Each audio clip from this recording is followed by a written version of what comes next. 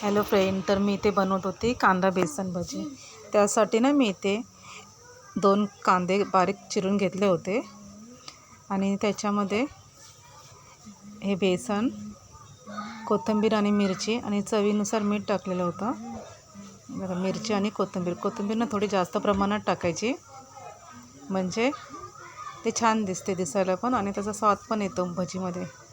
आणि कांदा ना मी जेव्हा कट करून घेतला ना बारीक, त्याच्यानंतर थोड्याशा मिठामध्ये ना मी तो चुरून घेतला. म्हणजे तो थोडं ना बेसनमध्ये मिक्स करताना नरम होतो आणि लगेच मिक्स होतो, म्हणून मी तो थोड्याशा मिठामध्ये बारीक असं चुरून घेतलं होतं. आणि आपण आता बेसन, मीठ, मिरची आणि कोथिंबीर हे सगळं एकत्र असं मिक्स करून घेतला.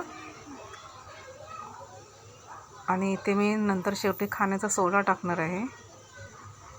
तुम्हाला पाहिजे असेल तर तुम्ही लाल तिखट टाकू शकता.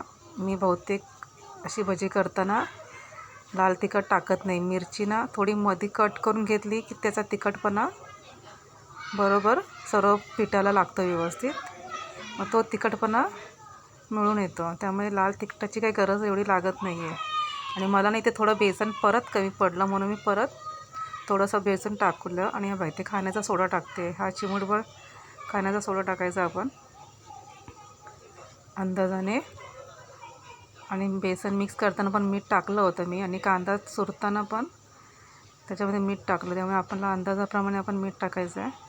आणि हे व्यवस्थित ना मिक्स करून मी याला 5 मिनटं जरा ठेवलं आहे, म्हणजे सोडा ना कसा सर्व पिठाला लागला जाईल म्हणून. आणि इथे ना गॅसवर मी तवा तापत ठेवलं, त्याच्यावर तेलही ठेवलं होतं. आणि हे बघा, हे पीठ जे मी ठेवलं होतं 5-10 मिनटासाठी, आता ह्याच्यानं मी अशा छानपैकी भजी सोडणार आहे तेलामध्ये.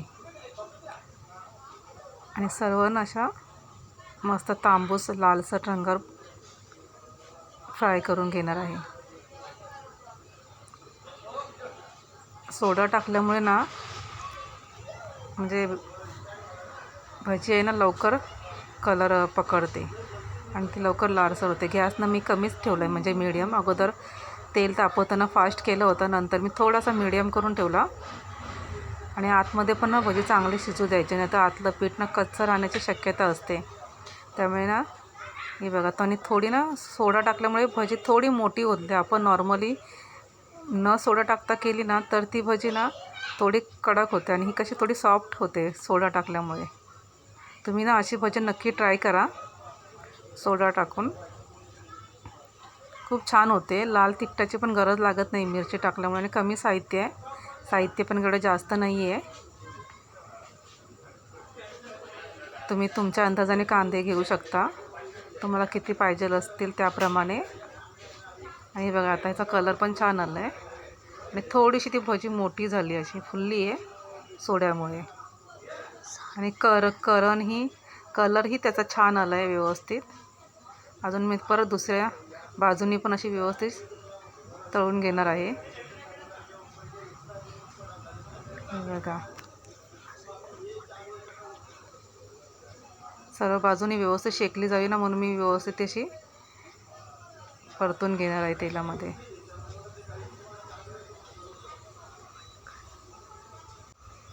आणि हे बघा, इथे कलर मस्त आला आहे भजीला. तुम्हाला माझ्या रेसिपी आवडत असेल तर नक्की लाईक करा, शेअर करा आणि कमेंट करून सांगा माझ्या रेसिपी कशा वाटतात त्या.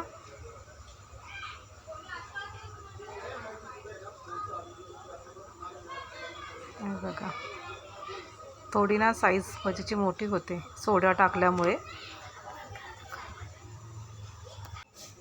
आणि हे बघा, छानपैकी कलर आला आहे भजीला इथे मस्तपैकी. इथे बघा, छानपैकी कलर आला आहे भजीला मस्तपैकी. तुम्हाला जसं आवडेल ना तसा कलर घेऊ शकता, पण आतलं पीठ ना ते पण शिजायला हवं आहे, नाहीतर ते कच्चं राहण्याची शक्यता असते. त्यामुळे बहुतेक तुम्ही त्याचे लालसर तांबूस रंग काढलात ना व्यवस्थित शेकून, तर ते आतलं पीठही शेकलं जाईल. आता मस्त कलर आला आहे भजीला. मी घरी करताना बहुतेक अशीच भजी बनवते.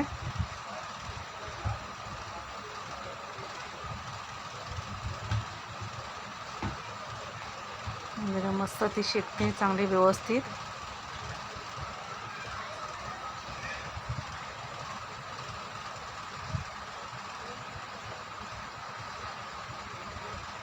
बघा आताचा कलर बघा किती सुंदर आला आहे.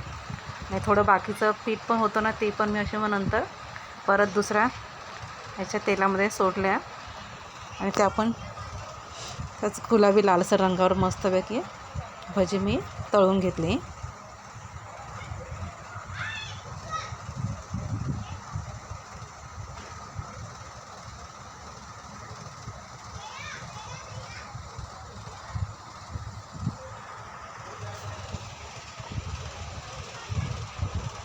बघा ह्याचाही कलर सुंदर आला आहे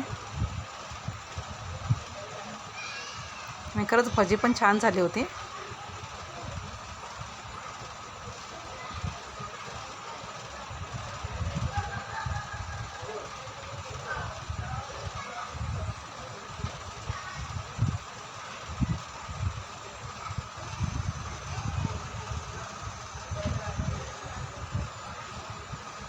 कोथिंबीर ना थोडी आपण जास्त टाकणार ती म्हणजे खाताना त्याची चव लागते आणि भजीमध्ये दिसतानाही छान दिसते कोथिंबीर, त्यामुळे थोडीशी जास्त टाका. माझ्याकडे थोडीशी कमी होती म्हणून मी थोडीशी कमी होती तेवढी सर्व टाकली.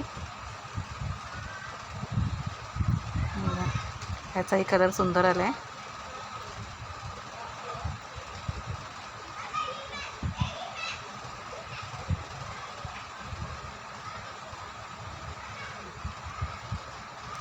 अशा प्रकारे मी सर्व भजी ना तळून घेतली होती आणि तुम्हाला तुम्ही दाखवते आतमध्ये पण छान शिजले गेले पीठ, असं कच्चं नाही राहिलं आहे आणि खाताना पण ती मस्त सॉफ्ट लागत होती एकदम. हे बघा अजून एक तुम्हाला मी कट करून दाखवते.